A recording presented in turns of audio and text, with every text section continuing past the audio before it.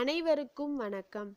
நாம் இன்று 6ஆம் வகுப்பு பாடநூலில் அமைந்திருக்கக்கூடிய இயல் 7இன் விரிவானம், அதாவது கதையான வேலுநாச்சியார் பற்றிய கதையை காணலாம். வாருங்கள் குழந்தைகளே. பாடத்தின் தலைப்பு வேலுநாச்சியார் என்பது ஆகும். இப்பாடத்தின் மூலம் வீரமங்கை வேலுநாச்சியார் பற்றி நாம் அறிந்து கொள்ளலாம். வணிகம் செய்ய வந்த ஆங்கிலேயர் சிறிது சிறிதாக நமது நாட்டை கைப்பற்றி கொண்டனர். அவர்களை எதிர்த்து வீரப்போர் புரிந்தவர்கள் பலர். அவர்களுள் வெற்றி பெற்றவர்கள் சிலரே. வீரமும் அதனால் விளையும் வெற்றியும் போருக்கு முக்கியமானவை. சூழ்நிலைக்கு ஏற்ப செயல்பட்டு பெரும் வெற்றியை சிறந்தது. விடுதலை போரில் ஆண்களுக்கு நிகராக செயல்பட்டு வெற்றி வாகையை சூடிய பெண்களுள் ஒருவரை பற்றி அறிவோம். வாருங்கள். வணிகம் செய்ய வந்த ஆங்கிலேயர். முதலாக வணிகம் செய்ய வந்த ஆங்கிலேயர்கள் நமது நாட்டின் வளங்களை அறிந்து கொண்டு பிறகு சிறிது சிறிதாக நமது நாட்டை கைப்பற்றி கொண்டனர். அவ்வாறு கைப்பற்றி கொண்ட ஆங்கிலேயர்களை எதிர்த்து வீரப்போர் புரிந்தவர்கள் பலர் ஆவார். அவர்களுள் வெற்றி பெற்றவர்கள் சிலரே ஆகும். வீரமும் அதனால் விளையும் வெற்றியும் போருக்கு மிகவும் முக்கியமானவையாகும். சூழ்நிலைக்கு ஏற்ப செயல்பட்டு பெரும் வெற்றியே சிறந்தது. விடுதலை போரில் ஆண்களுக்கு நிகராக செயல்பட்டு வெற்றி வாகையை சூடிய பெண்களுள் ஒருவரை பற்றி அறிவோம். பெண்கள் வெளியில் வராத அக்காலத்திலும் அனைத்து கலைகளையும் கற்று ஆண்களுக்கு நிகராக இருந்தவர் வேலுநாச்சியார். அவ்வாறு வீரமங்கையாக இருந்த வேலுநாச்சியார் பற்றி தான் நாம் இப்பாடத்தின் மூலம் அறிந்து கொள்ளப் போகிறோம். ராமநாதபுரத்தை ஆட்சி செய்த செல்லமுத்து மன்னரின் ஒரே மகள் வேலுநாச்சியார். தாய்மொழியாக தமிழ் மட்டும் அல்லாமல் ஆங்கிலம், பிரெஞ்சு, உருது ஆகிய மொழிகளையும் சிறப்பாக கற்றார். சிலம்பம், குதிரை ஏற்றம், வாள்போர், வில் பயிற்சி ஆகியவற்றையும் முறையாக கற்றுக்கொண்டார். சிவகங்கை மன்னர் முத்துவடுகநாதரை மணந்து மகிழ்ச்சியோடு வாழ்ந்து வந்தார். ராமநாதபுரம் என்கின்ற ஊரை ஆட்சி செய்து வந்த மன்னர் செல்லமுத்து. அவரின் ஒரே மகளாக பிறந்தவர் வேலுநாச்சியார். அவர் நம் தாய்மொழியாகிய தமிழ் மொழி மட்டும் அல்லாமல் ஆங்கிலம், பிரெஞ்சு, உருது ஆகிய மொழிகளையும் சிறப்பாக கற்றுக்கொண்டார். அது மட்டுமன்றி சிலம்பம், குதிரை ஏற்றம், வாள்போர், வில் பயிற்சி ஆகியவற்றையும் முறையாக கற்றுக்கொண்டார். சிவகங்கையை ஆளும் மன்னர் முத்துவடுகநாதரை மணந்து மகிழ்ச்சியோடு வாழ்ந்து வந்தார். காளையார் கோவிலில் நடைபெற்ற போரில் முத்துவடுகநாதர் ஆங்கில படையுடன் போரிட்டு வீரமரணம் அடைந்தார். வேலுநாச்சியார் ஆங்கிலேயரை வென்று சிவகங்கையை மீட்க உறுதி பூண்டார். திண்டுக்கல் கோட்டையில் தங்கி ஒரு படையை திரட்டி பயிற்சி அளித்தார். காளையார் கோவில் என்கின்ற இடத்தில் ஆங்கிலேயர்களுக்கும் முத்துவடுகநாதருக்கும் இடையே ஏற்பட்ட போரில் முத்துவடுகநாதர் போரில் வீரமரணம் அடைந்துவிட்டார். அப்பொழுது வேலுநாச்சியார் ஆங்கிலேயரை வென்று சிவகங்கையை மீட்க உறுதி பூண்டார், உறுதி எடுத்துக்கொண்டார். திண்டுக்கல் கோட்டையில் தங்கி ஒரு படையை திரட்டி பயிற்சி அளித்தார். 8 ஆண்டுகளுக்கு பின் திண்டுக்கல் கோட்டையில் ஆலோசனை கூட்டம் ஒன்று நடந்து கொண்டிருந்தது. கூட்டத்தின் நடுவே வீரமங்கை வேலுநாச்சியார் அமர்ந்திருந்தார். அவரை சுற்றி அமைச்சர் தாண்டவராயன், தளபதிகளாகிய பெரிய மருது, சின்ன மருது மற்றும் குறுநில மன்னர்கள் சிலர் இருந்தனர். முத்துவடுகநாதர் இறந்த பிறகு 8 ஆண்டுகள் ஆன பிறகு திண்டுக்கல் கோட்டையில் ஒரு ஆலோசனை கூட்டம் ஒன்று நடந்து கொண்டிருந்தது. அப்பொழுது கூட்டத்தின் நடுவே வீரமங்கையாக வேலுநாச்சியார் அமர்ந்திருக்கிறார். அவரை சுற்றி அமைச்சர் தாண்டவராயன், தளபதிகளாக இருக்கக்கூடிய பெரிய மருது, சின்ன மருது மற்றும் குறுநில மன்னர்களும் சிலர் இருந்தனர். அப்பொழுது நாம் சிவகங்கையை இழந்து 8 ஆண்டுகள் ஆகிவிட்டன. வேலுநாச்சியார் கவலை நிறைந்த குரலில் கூறினார். கவலைப்படாதீர்கள் அரசியாரே, நாம் சிவகங்கையை மீட்கும் நேரம் நெருங்கிவிட்டது என்றார் அமைச்சர் தாண்டவராயன். அந்த இனிய நாளைதான் நானும் ஆவலுடன் எதிர்பார்த்து கொண்டு இருக்கிறேன் என்றார் வேலுநாச்சியார். அப்போது வெளியே பெரும் ஆரவாரம் கேட்டது. மைசூரிலிருந்து ஐதர் அலி அனுப்பிய படை வந்துவிட்டது என நினைக்கிறேன் என்றார் வேலுநாச்சியார்.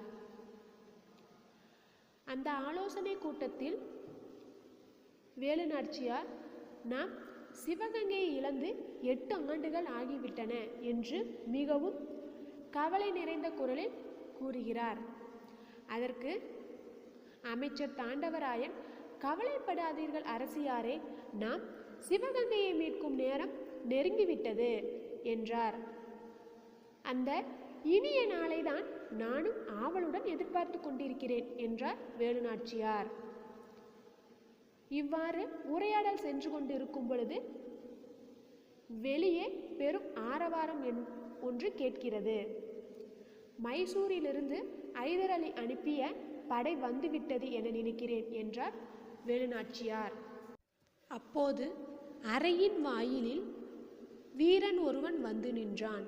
அரசியாருக்கு வணக்கம். மைசூரில் இருந்து 5000 குதிரைப்படை வீரர்கள் வந்துள்ளனர் என்றான். அப்படியா, மகிழ்ச்சி. அவர்களை ஓய்வெடுக்கச் சொல், நான் பிறகு வந்து பார்க்கிறேன் என்றார் வேலுநாச்சியார். வீரன் வெளியேறினான்.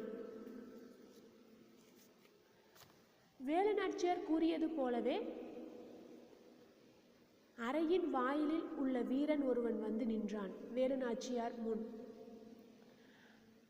பிறகு அரசியாருக்கு வணக்கம் என்று கூறி, மைசூரிலிருந்து 5000 குதிரைப்படை வீரர்கள் வந்துள்ளனர் என்றான். உடனே அதற்கு வேலுநாச்சியார், அப்படியா, மிக்க மகிழ்ச்சி. அவர்களை ஓய்வெடுக்கச் சொல் என்று கூறினார். பிறகு நான் வந்து பார்க்கிறேன் என்றார் வேலுநாச்சியார். இதை கேட்டுக்கொண்ட வீரன் சரி என்று கூறி வெளியேறுகிறான். ஐதர் அலி உறுதியாக படையை அனுப்புவார் என்று எனக்கு முன்பே தெரியும் அரசியாரே என்றார் அமைச்சர் தாண்டவராயன். எதனால் அப்படி சொல்கிறீர்கள்? நாம் இருவரும் ஐதர் அலியை சந்திக்க மைசூர் சென்றோம் அல்லவா?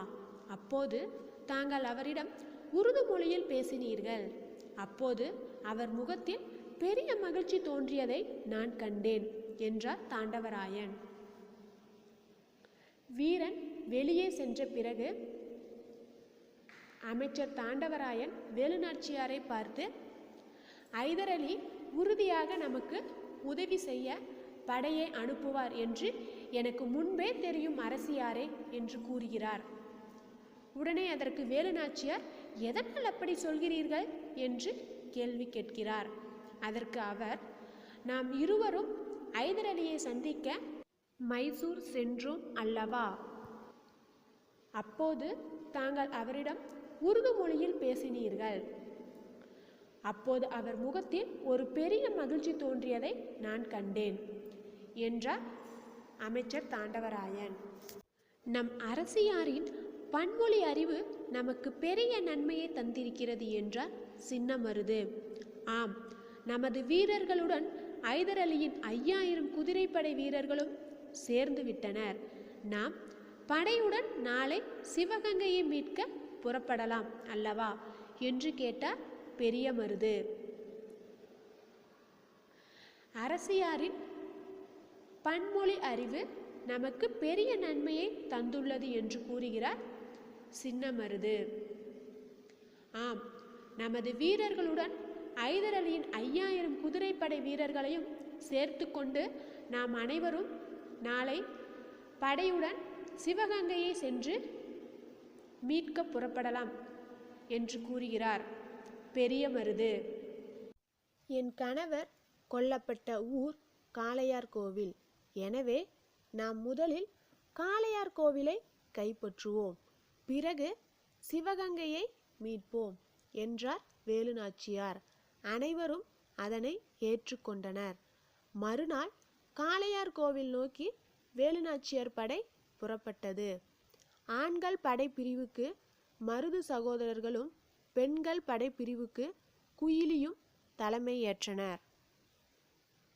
என் கணவர், அதாவது வேலுநாச்சியாரின் கணவர் முத்துவடுகநாதர் கொல்லப்பட்ட இடம் காளையார் கோவில் என்பதாகும். ஆங்கிலேயருடன் ஏற்பட்ட போரில் வீரமரணம் அடைந்தவர் அவர். எனவே நாம் முதலில் காளையார் கோவிலை கைப்பற்றுவோம், ஏனெனில் அவரின் கணவர் கொல்லப்பட்ட இடம் அது. பிறகு சிவகங்கையை மீட்போம் என்றார் வேலுநாச்சியார். வேலுநாச்சியார் இதை கூறியதும் அதை அனைவரும் ஏற்றுக்கொண்டனர். மறுநாளே காளையார் கோவிலை நோக்கி வேலுநாச்சியாரின் படைகள் அனைத்தும் புறப்பட்டது. ஆண்கள் படைப்பிரிவுக்கு மருது சகோதரர்கள், அதாவது பெரிய மருது, சின்ன மருது, மருது சகோதரர்களும் பெண்கள் படைப்பிரிவுக்கு குயிலியும் தலைமை பொறுப்பு ஏற்று புறப்பட்டு சென்றனர். காளையார் கோவிலில் வேலுநாச்சியாரின் படைக்கும் ஆங்கிலேயரின் படைக்கும் இடையே கடுமையான போர் நடைபெற்றது. இறுதியில் ஆங்கிலேயரின் படை தோற்று ஓடியது. அரசியார் அவர்களே, காளையார் கோவில் நம் கைக்கு வந்துவிட்டது. நாம் இப்போதே சிவகங்கை கோட்டையை தாக்கினால் ஆங்கிலேயரை விரட்டியடித்து விடலாம் என்றார் பெரியமருது. அவசரம் வேண்டாம், இப்போது சிவகங்கை கோட்டை கதவுகள் அடைக்கப்பட்டிருக்கும். வரும் விஜயதசமி திருநாள் அன்று கதவுகள் திறக்கப்படும். அப்போது நமது படைகள் உள்ளே நுழையலாம் என்றார் வேலுநாச்சியார். காளையார் கோவில் என்ற இடத்தில் வேலுநாச்சியாரின் படைகளுக்கும் ஆங்கிலேயரின் படைக்கும் இடையே மிகப்பெரிய ஒரு போர் நடைபெற்றது.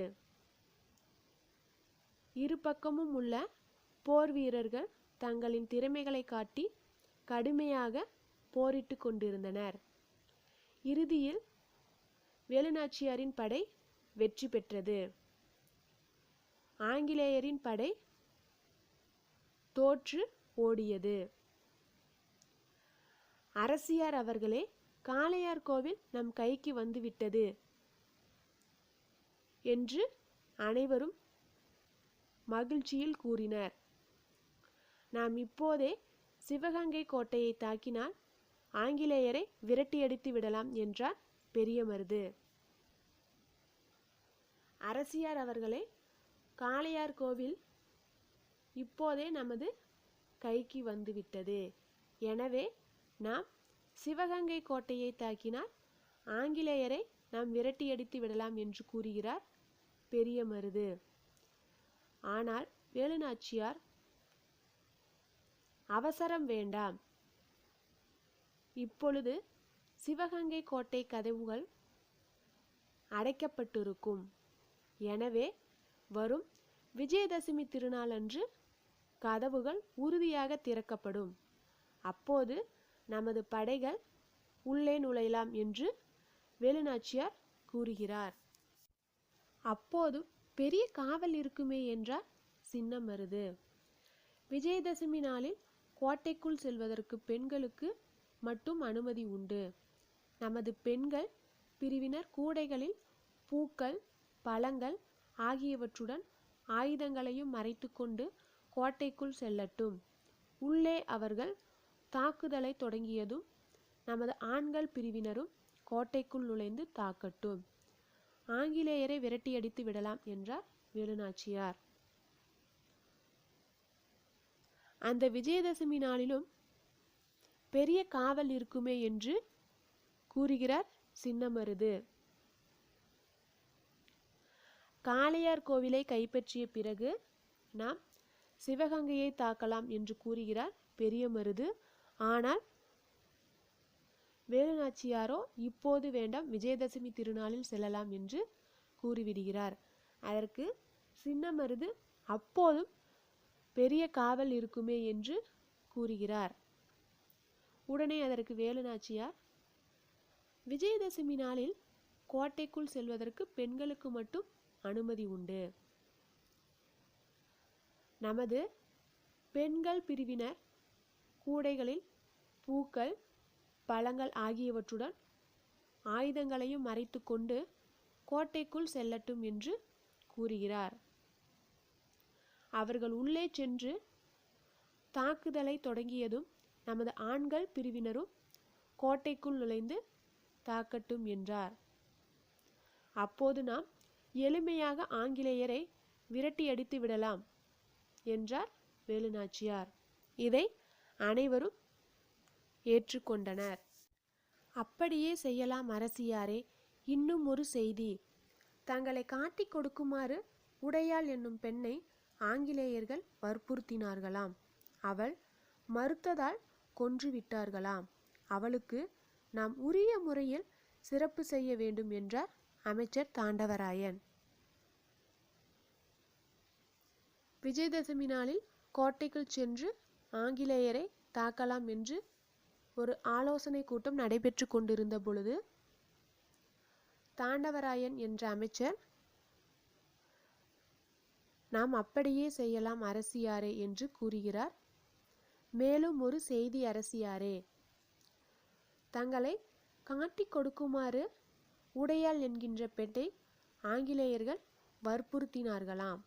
ஆனால் அந்த உடையாள் என்ற பெண் அவ்வாறு காட்டிக் கொடுக்க மறுத்ததால் அவளை கொன்றுவிட்டார்களாம். எனவே நாம் அவளுக்கு உரிய முறையில் சிறப்பு செய்ய வேண்டும் என்று வேலுநாச்சியாரிடம் அமைச்சர் தாண்டவராயன் கூறுகிறார். இதை கேள்விப்பட்டதும் வேலுநாச்சியார், அப்படியா, அவளுக்கு ஒரு நடுக்கல் நடுவதற்கு ஏற்பாடு செய்யுங்கள் அமைச்சரே. அவளது பெருமையை எல்லோரும் அறிந்து கொள்ளட்டும் என்றார் வேலுநாச்சியார். அப்படியே செய்வோம் என்றார் அமைச்சர். உடையாள் என்கின்ற பெண்ணை பற்றி அமைச்சர் கூறியதும் வேலுநாச்சியார், அவளுக்கு ஒரு நடுக்கல் நட வேண்டும், அதற்கு ஏற்பாடு செய்யுங்கள் அமைச்சரே என்று கூறுகிறார். அவளது பெருமையை அனைவரும் அறிந்து கொள்ளட்டும் என்றார் வேலுநாச்சியார். அப்படியே செய்வோம் என்றார் அமைச்சர். நடுக்கல் என்றால் போரில் வீரமரணம் அடைந்தவர்களே கல்லில் உருவமாக செதுக்கி அவர்களின் பெயர் ஆகியவற்றையும் பொறித்து அவர்களை பெருமைப்படுத்துவர். இவ்வாறு நடுக்கல் நடப்பட்டால் அவர்கள் வீரமரணம் அடைந்தவர்கள் என்று அர்த்தம். இதன் மூலம் அவர்களின் பெருமையை அனைவரும் அறிந்து கொள்வர். இந்த நடுக்கல் நடும் பழக்கம் அக்காலத்தில் போரில் வீரமரணம் அடைந்தவர்களை குறிக்கும் விதமாகவும் பெருமைப்படுத்தி சிறப்பு செய்யும் விதமாகவும் உருவாக்கப்பட்ட ஒன்று ஆகும். எனவே உடையாள் என்கின்ற பெண்ணிற்கும் அவள் போரில் வீரமரணம் அடைந்ததற்கும் நடுக்கல் நடுமாறு வேலுநாச்சியார் அமைச்சரிடம் ஆணையிடுகிறார். அவரும் அப்படியே செய்வோம் என்று கூறுகிறார். விஜயதசமிக்கு முதல் நாள் சிவகங்கையை நோக்கி புறப்பட்டது படை. வழியில் உடையாளுக்காக நடப்பட்ட நடுக்கல் முன்பு குதிரையில் இருந்து இறங்கினார் வேலுநாச்சியார். தாம் வைத்திருந்த தாலியை எடுத்து அந்த நடுக்கலுக்கு காணிக்கையாக செலுத்தி வணங்கினார். அருகில் நின்ற வீரர்கள் உடையாள் புகழ் ஓங்குக என்று முழக்கமிட்டனர். அவர்கள் திட்டமிட்டபடி விஜயதசமிக்கு முதல் நாள் சிவகங்கையை நோக்கி வேலுநாச்சியாரின் படைகள் புறப்பட்டு சென்றன. அவர்கள் செல்லக்கூடிய வழியில் உடையாளுக்காக நடப்பட்ட நடுக்கல் முன்பு குதிரையில் இருந்து இறங்கினார் வேலுநாச்சியார். அப்பொழுது அங்கு வைத்திருந்த நடுக்கல்லின் முன்பு வந்து நின்று தாம் வைத்திருந்த அவரின், அதாவது வேலுநாச்சியாரின் தாலியை எடுத்து அந்த நடுக்கல்லுக்கு காணிக்கையாக செலுத்தி வணங்குகிறார் வேலுநாச்சியார். ஏனெனில் தன் நாட்டிற்காக வீர மரணம் அடைந்தார் அல்லவா, எனவே தனது தாலியை எடுத்து காணிக்கையாக அந்த நடுக்கல்லுக்கு சமர்ப்பிக்கிறார் வேலுநாச்சியார். அருகில் நின்ற வீரர்கள் அனைவரும் உடையாள் புகழ் ஓங்குக, உடையாள் புகழ் ஓங்குக என்று முழக்கமிட்டனர். இதன் மூலம் உடையாளின் வீரமரணம் போற்றப்படுகிறது. உடையாளுக்கு மரியாதை செய்த பிறகு படை மறுநாள் காலை சிவகங்கையை அடைந்தது. அரசியாரே, நான் நமது பெண்கள் படைப்பிரிவுடன் மாறு வேடத்தில் உள்ளே செல்கிறேன். உள்ளே சென்றதும் அங்குள்ள ஆயுத கிடங்குக்கு எப்படியாவது தீ வைத்து விடுகிறேன். தீ எறிவது தெரிந்ததும் நம் படை உள்ளே நுழையட்டும் என்று கூறினாள் குயிலி.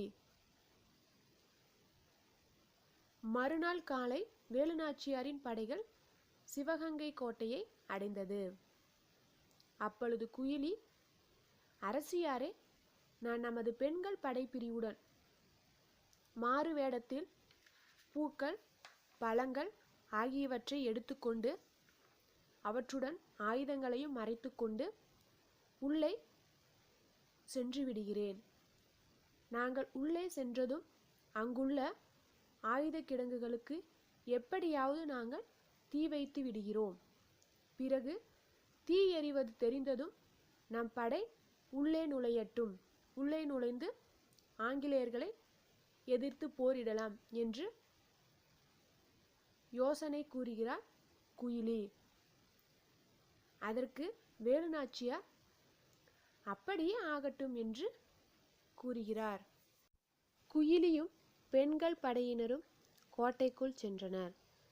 சிறிது நேரத்தில் கோட்டைக்குள் பெரும் கூச்சல் எழுந்தது. உள்ளே உயரமாக தீ எறிவது தெரிந்தது.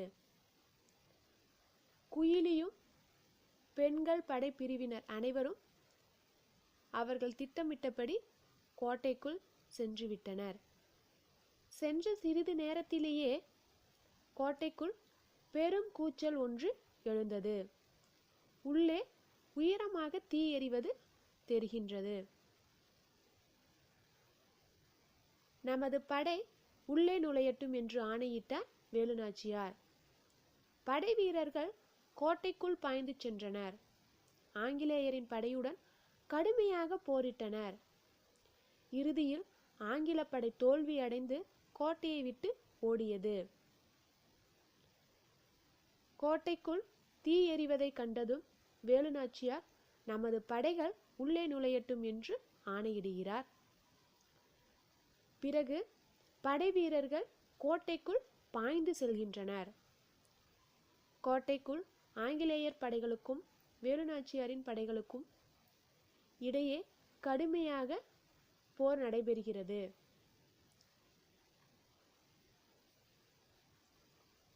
இறுதியில் வேலுநாச்சியாரின் படை வெற்றி பெற்று விட்டது. ஆங்கில படை தோல்வியடைந்து சிவகங்கை கோட்டையை விட்டு ஓடியது. அடுத்ததாக வெற்றி வெற்றி என்று முழக்கமிட்டனர் வீரர்கள். இந்த வெற்றிக்கு காரணமான குயிலி எங்கே என்று கேட்டார் வேலுநாச்சியார். குயிலி தன் உடலில் தீ வைத்து கொண்டு ஆயுத கிடங்குக்குள் குதித்து விட்டாள் என வீரர்கள் கூறினார்கள். வேலுநாச்சியார் படை வெற்றியடைந்ததை கொண்டாடும் விதமாக வீரர்கள் வெற்றி வெற்றி என்று மகிழ்ச்சியில் முழக்கமிட்டனர். அப்பொழுது வேலுநாச்சியார் இந்த வெற்றிக்கு காரணமான குயிலி எங்கே என்று கேட்டார். குயிலி தன் உடலில் தீ வைத்து கொண்டு ஆயுத கிடங்குக்குள் குதித்து விட்டாள் என வீரர்கள் கூறினார்கள். குயிலி தன் உயிரை தந்து நம் நாட்டை மீட்டு கொடுத்திருக்கிறாள். அவளது துணிவுக்கும் தியாகத்திற்கும் வீரத்திற்கும் தலை வணங்குகிறேன் என்று உணர்ச்சி பெருக்கோடு கூறினார் வேலுநாச்சியார். குயிலி தன்னுடைய உயிரையே தந்து நம் நாட்டை மீட்டு கொடுத்திருக்கிறாள் என்றும் அவளது இந்த துணிவிற்கும் தியாகத்திற்கும் வீரத்திற்கும் நான் தலை வணங்குகிறேன் என்றும் கூறுகிறார் என்று உணர்ச்சி பெருக்கோடு கூறினார். வேலுநாச்சியாரின் வீரம், மருது சகோதரர்களின் ஆற்றல், ஐதர் அலியின் உதவி ஆகியவற்றோடு குயிலியின் தியாகமும் இணைந்ததால் சிவகங்கை மீட்கப்பட்டது. வேலுநாச்சியாரின் வீரம், மருது சகோதரர்களின் ஆற்றல், ஐதர் அலியின் உதவி ஆகியவற்றோடு குயிலியின் தியாகமும் இணைந்ததால் சிவகங்கையானது மீட்கப்பட்டது. கதை நிறைவடைந்தது. தெரிந்து தெளிவோம் பகுதியில் வேலுநாச்சியாரின் காலம் 1730 to 1796. வேலுநாச்சியார் சிவகங்கையை மீட்ட ஆண்டு 1780. ஜான்சி ராணிக்கு முன்பே ஆங்கிலேயரை எதிர்த்து வீரப்போர் புரிந்தவர் வேலுநாச்சியார். வேலுநாச்சியாரின் காலம் 1730 to 1796 வரை. வேலுநாச்சியார் சிவகங்கையை மீட்ட ஆண்டு 1780. ஜான்சி ராணிக்கு முன்பே ஆங்கிலேயரை எதிர்த்து வீரப்போர் புரிந்தவர் வேலுநாச்சியார். அடுத்ததாக இருப்பது கற்பவை கற்றபின். இக்கதையை நாடகமாக வகுப்பறையில் நடித்து காட்டுக. இக்கதையை நாடகமாக வகுப்பறையில் நடித்து காட்டுக. இவை கற்பவை கற்றபின் பகுதியில் உள்ளவையாகும். மதிப்பீடு. வேலுநாச்சியார் ஐதர் அலியின் உதவியை எவ்வாறு பெற்றார்? வேலுநாச்சியார் ஐதர் அலியின் உதவியை எவ்வாறு பெற்றார்? வேலுநாச்சியார் சிவகங்கையை மீட்ட நிகழ்வை சுருக்கமாக எழுதுக. வேலுநாச்சியார் சிவகங்கையை மீட்ட நிகழ்வை சுருக்கமாக எழுதுக. இவை மதிப்பீடு பகுதியில் உள்ளவையாகும். மீண்டும் ஒருமுறை இக்கதையை நாம் சுருக்கமாக காணலாம். வாருங்கள் குழந்தைகளே. வணிகம் செய்ய வந்த ஆங்கிலேயர் சிறிது சிறிதாக நமது நாட்டை கைப்பற்றி கொண்டனர். அவர்களை எதிர்த்து வீரப்போர் புரிந்தவர்கள் பலர். அவர்களுள் வெற்றி பெற்றவர்கள் சிலரே. வீரமும் அதனால் விளையும் வெற்றியும் போருக்கு முக்கியமானவை. சூழ்நிலைக்கேற்ப செயல்பட்டு பெரும் வெற்றியே சிறந்தது. விடுதலை போரில் ஆண்களுக்கு நிகராக செயல்பட்டு வெற்றி வாகையை சூடிய பெண்களுள் ஒருவரை பற்றி அறிவோம் வாருங்கள். நம் நாட்டிற்கு வணிகம் செய்ய வந்த ஆங்கிலேயர்கள் சிறிது சிறிதாக நமது நாட்டை கைப்பற்றி கொண்டனர். அவர்களை எதிர்த்து பலர் வீரப்போர் புரிந்தனர். ஆனால் அவர்களுள் சிலரே வெற்றி பெற்றனர். வீரமும் அதனால் விளையும் வெற்றியும் போருக்கு முக்கியமானவை. சூழ்நிலைக்கேற்ப செயல்பட்டு பெரும் வெற்றியே சிறந்தது. விடுதலை போரில் ஆண்களுக்கு நிகராக செயல்பட்டு வெற்றி வாகையை சூடிய பெண்களுள் ஒருவரை பற்றி தான் நாம் இப்பொழுது பார்க்க போகிறோம் வாருங்கள். ராமநாதபுரத்தை ஆட்சி செய்த செல்லமுத்து மன்னரின் ஒரே மகள் வேலுநாச்சியார். ராமநாதபுரத்தை ஆட்சி செய்த செல்லமுத்து மன்னரின் ஒரே மகளாக பிறந்தவர் வேலுநாச்சியார். அவர் தாய்மொழியாகிய தமிழை மட்டும் கற்காமல் ஆங்கிலம், பிரெஞ்சு, உருது ஆகிய மொழிகளையும் சிறப்பாக கற்றார். ஆங்கிலம், பிரெஞ்சு, உருது ஆகிய மொழிகளையும் சிறப்பாக கற்றார். அது மட்டுமன்றி சிலம்பம், குதிரை ஏற்றம், வாள்போர், வில் பயிற்சி ஆகியவற்றையும் முறையாக கற்றுக்கொண்டார். சிவகங்கை மன்னர் முத்து வடுகநாதரை மணந்து மகிழ்ச்சியோடு வாழ்ந்து வந்தார். சிலம்பம், குதிரை ஏற்றம், வாள்போர், வில் பயிற்சி ஆகியவற்றையும் முறையாக கற்றுக்கொண்டார். சிவகங்கை மன்னர் முத்து வடுகநாதரை மணந்து மகிழ்ச்சியோடு வாழ்ந்து வந்தார். காளையார் கோவிலில் நடைபெற்ற போரில் முத்து வடுகநாதர் ஆங்கில படையுடன் போரிட்டு வீரமரணம் அடைந்தார். வேலுநாச்சியார் ஆங்கிலேயரை வென்று சிவகங்கையை மீட்க உறுதி பூண்டார். திண்டுக்கல் கோட்டையில் தங்கி ஒரு படையை திரட்டி பயிற்சி அளித்தார். காளையார் கோவிலுக்கு முத்துவடுகநாதர் கடவுளை வணங்க சென்றிருந்தார். அவர் எப்பொழுதும் கடவுளை வணங்க செல்லும் போது எவ்வித ஆயுதங்களையும் எடுத்து செல்ல மாட்டார். அதை அறிந்து கொண்ட ஆங்கிலேயர்கள் சூழ்ச்சியால் கோயிலை சுற்றி வளைத்து கொண்டனர், அவரை கொல்ல திட்டமிட்டு. அப்பொழுது நடைபெற்ற கடுமையான போரில் முத்துவடுகநாதரை ஆங்கிலேயர்கள் சுட்டு கொன்றனர். இச்செய்தியை அறிந்த வேலுநாச்சியார் தன் கணவனை சூழ்ச்சியால் ஆங்கிலேயர்கள் கொன்றுவிட்டனர் என்று மிகவும் வருத்தம் அடைந்தார். அப்பொழுது கணவரின் உடல் மீது சத்தியம் செய்து சிவகங்கையை மீட்க உறுதி பூண்டார். பிறகு திண்டுக்கல் கோட்டையில் தங்கி ஒரு படையை திரட்டி பயிற்சி அளித்தார். 8 ஆண்டுகளுக்கு பின் திண்டுக்கல் கோட்டையில் ஆலோசனை கூட்டம் ஒன்று நடந்து கொண்டிருந்தது. கூட்டத்தின் நடுவே வீரமங்கை வேலுநாச்சியார் அமர்ந்திருந்தார். அவரை சுற்றி அமைச்சர் தாண்டவராயன், தளபதிகளாகிய பெரிய மருது, சின்ன மருது மற்றும் குறுநில மன்னர்கள் சிலர் இருந்தனர். 8 ஆண்டுகளுக்கு பிறகு திண்டுக்கல் கோட்டையில் ஆலோசனை கூட்டம் ஒன்று நடைபெற்று கொண்டிருக்கிறது. கூட்டத்தின் நடுவே வீரமங்கை வேலுநாச்சியார் அமர்ந்திருந்தார். அவரை சுற்றி அமைச்சர் தாண்டவராயன், தளபதிகளாகிய பெரிய மருது, சின்ன மருது மற்றும் குறுநில மன்னர்கள் சிலர் இருந்தனர். நாம் சிவகங்கையை இழந்து 8 ஆண்டுகள் ஆகிவிட்டன. வேலுநாச்சியார் கவலை நிறைந்த குரலில் கூறினார். கவலைப்படாதீர்கள் அரசியாரே, நாம் சிவகங்கையை மீட்கும் நேரம் நெருங்கிவிட்டது என்றார் அமைச்சர் தாண்டவராயன். அப்போது அறையின் வாயிலில் வீரன் ஒருவன் வந்து நின்றான். அரசியாருக்கு வணக்கம், மைசூரிலிருந்து 5000 குதிரைப்படை வீரர்கள் வந்துள்ளனர் என்றான். அப்படியா, மகிழ்ச்சி, அவர்களை ஓய்வு எடுக்கச் சொல், நான் பிறகு வந்து பார்க்கிறேன் என்றார் வேலுநாச்சியார். வீரன் வெளியேறினான். இவ்வாறு உரையாடல் சென்று கொண்டிருந்த போது வாயிலில் வீரன் ஒருவன் வந்து நிற்கிறான். அரசியாருக்கு வணக்கம் என்று கூறி மைசூரிலிருந்து 5000 குதிரைப்படை வீரர்கள் வந்துள்ளனர் என்றும் கூறுகிறான். அப்படியா, மகிழ்ச்சி, அவர்களை ஓய்வு எடுக்கச் சொல், நான் பிறகு வந்து பார்க்கிறேன் என்று கூறுகிறார் வேலுநாச்சியார். இதை கேட்டு வீரன் வெளியேறுகிறான். ஐதர் அலி உறுதியாக படையை அனுப்புவார் என்று எனக்கு முன்பே தெரியும் அரசியாரே என்றார் அமைச்சர் தாண்டவராயன்.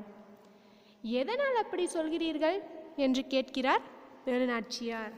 நாம் இருவரும் ஐதர் அலியை சந்திக்க மைசூர் சென்றோம் அல்லவா, அப்போது தாங்கள் அவரிடம் உருது மொழியில் பேசினீர்கள். அப்போது அவர் முகத்தில் ஒரு பெரிய மகிழ்ச்சி தோன்றியதை நான் கண்டேன் என்றார் தாண்டவராயன்.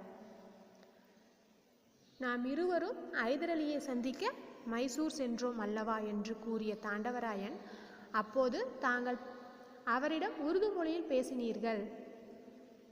அப்பொழுது அவர் முகத்தில் ஒரு பெரிய மகிழ்ச்சி தோன்றியதை நான் பார்த்தேன் என்றார் தாண்டவராயன்.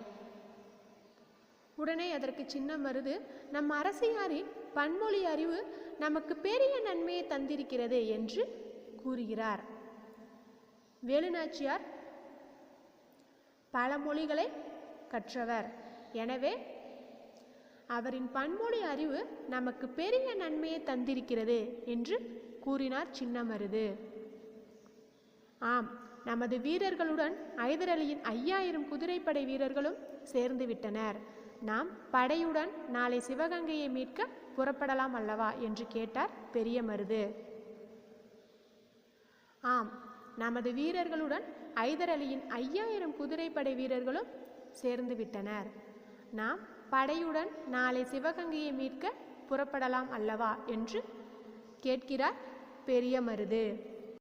என் கணவர் கொல்லப்பட்ட ஊர் காளையார் கோவில்.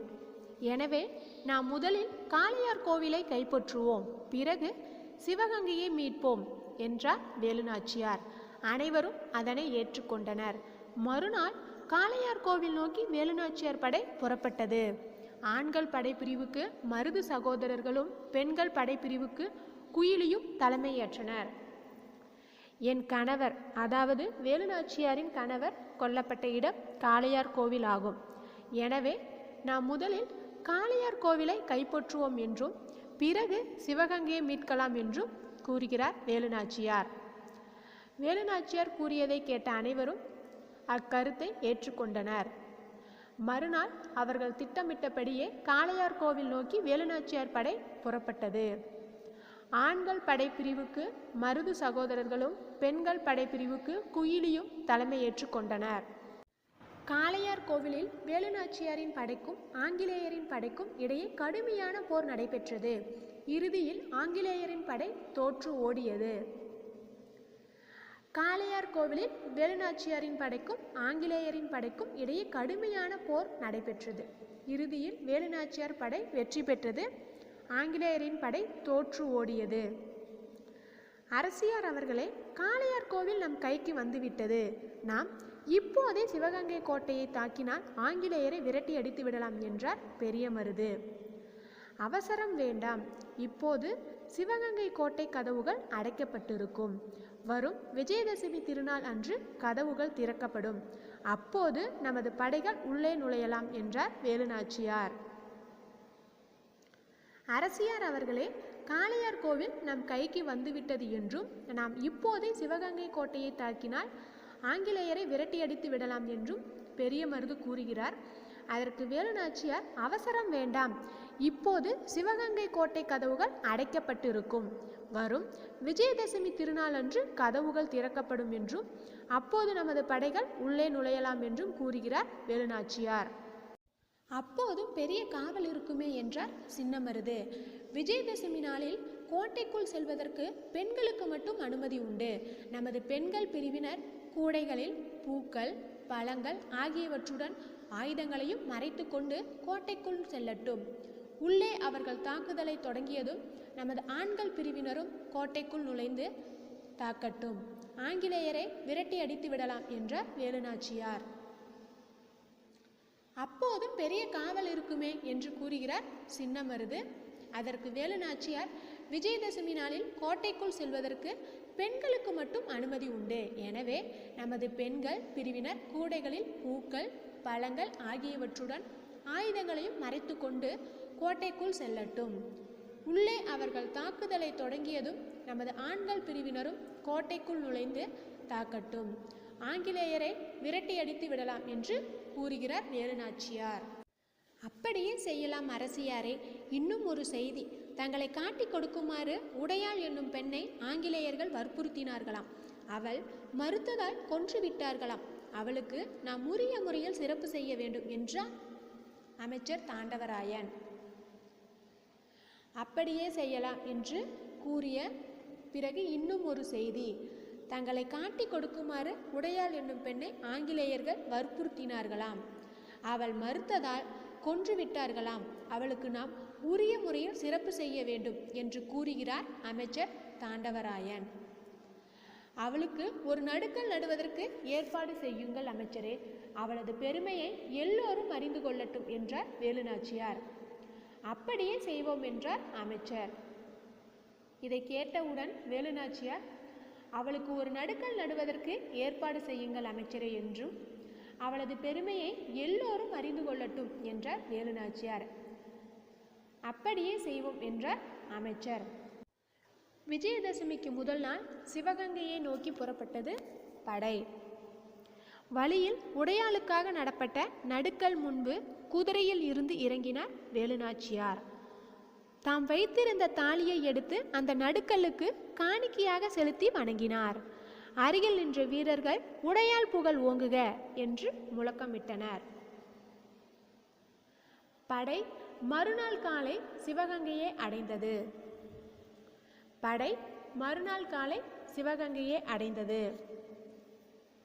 அவர்கள் திட்டமிட்டபடியே விஜயதசமிக்கு முதல் நாள் சிவகங்கையை நோக்கி புறப்பட்டது படை. வழியில் உடையாளுக்காக நடப்பட்ட நடுக்கல் முன்பு குதிரையில் இருந்து இறங்கினார் வேலுநாச்சியார். தாம் வைத்திருந்த தாலியை எடுத்து அந்த நடுக்கல்லுக்கு காணிக்கையாக செலுத்தி வணங்கினார். அருகில் நின்ற வீரர்கள் உடையாள் புகழ் ஓங்குக, உடையாள் புகழ் ஓங்குக என்று முழக்கமிட்டனர். படை மறுநாள் காலை சிவகங்கையை அடைந்தது. அரசியாரே, நான் நமது பெண்கள் படைப்பிரிவுடன் மாறுவேடத்தில் உள்ளே செல்கிறேன். உள்ளே சென்றதும் அங்குள்ள ஆயுத கிடங்குக்கு எப்படியாவது தீ வைத்து விடுகிறேன். தீ எரிவது தெரிந்ததும் நம் படை உள்ளே நுழையட்டும் என்று கூறினார் குயிலி. அரசியாரே, நாம் நமது பெண்கள் படைப்பிரிவுடன் மாறுவேடத்தில் உள்ளே செல்கிறேன். உள்ளே சென்றதும் அங்குள்ள ஆயுத கிடங்குக்கு எப்படியாவது தீ வைத்து விடுகிறேன். தீ எரிவது தெரிந்ததும் நம் படை உள்ளே நுழையட்டும் என்று கூறினார் குயிலி. அப்படியே ஆகட்டும் என்றார் வேலுநாச்சியார். குயிலியும் பெண்கள் படையினரும் கோட்டைக்குள் சென்றனர்.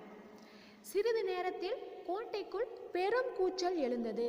உள்ளே உயரமாக தீ எரிவது தெரிந்தது. குயிலியும் பெண்கள் படையினரும் கோட்டைக்குள் சென்றனர். சிறிது நேரத்தில் கோட்டைக்குள் பெரும் கூச்சல் எழுகிறது. உள்ளே உயரமாக தீ எரிவது தெரிகிறது. நமது படை உள்ளே நுழையட்டும் என்று ஆணையிட்டார் வேலுநாச்சியார். படை வீரர்கள் கோட்டைக்குள் பாய்ந்து சென்றனர். ஆங்கிலேயரின் படையுடன் கடுமையாக போரிட்டனர். இறுதியில் ஆங்கில படை தோல்வியடைந்து கோட்டையை விட்டு ஓடியது. நமது படை உள்ளே நுழையட்டும் என்று ஆணையிட்டார் வேலுநாச்சியார். படை வீரர்கள் கோட்டைக்குள் பாய்ந்து சென்றனர். ஆங்கிலேயரின் படையுடன் கடுமையாக போரிட்டனர். இறுதியில் ஆங்கில படை தோல்வியடைந்து கோட்டையை விட்டு ஓடியது. வேலுநாச்சியாரின் படை வெற்றி பெற்றது. வெற்றி வெற்றி என்று முழக்கமிட்டனர் வீரர்கள். வெற்றி வெற்றி என்று முழக்கமிடுகின்றனர் வீரர்கள். இந்த வெற்றிக்கு காரணமான குயிலி எங்கே என்று கேட்டார் வேலுநாச்சியார். இந்த வெற்றிக்கு காரணமான குயிலி எங்கே என்று கேட்கிறார் வேலுநாச்சியார். குயிலி தன் உடலில் தீ வைத்து கொண்டு ஆயுத கிடங்குக்குள் குதித்து விட்டார் என வீரர்கள் கூறினார்கள். குயிலி தன் உடலில் தீ வைத்து கொண்டு ஆயுத கிடங்குக்குள் குதித்து விட்டாள் என வீரர்கள் கூறினார்கள். குயிலி தன் உயிரை தந்து நம் நாட்டை மீட்டு கொடுத்திருக்கிறாள். குயிலி தன் உயிரை தந்து நம் நாட்டை மீட்டு கொடுத்திருக்கிறாள். அவளது துணிவுக்கும் தியாகத்திற்கும் வீரத்திற்கும் தலை வணங்குகிறேன். அவளது துணிவுக்கும் தியாகத்திற்கும் வீரத்திற்கும் நான் தலை வணங்குகிறேன் என்று உணர்ச்சி பெருக்கோடு கூறினார் வேலுநாச்சியார்.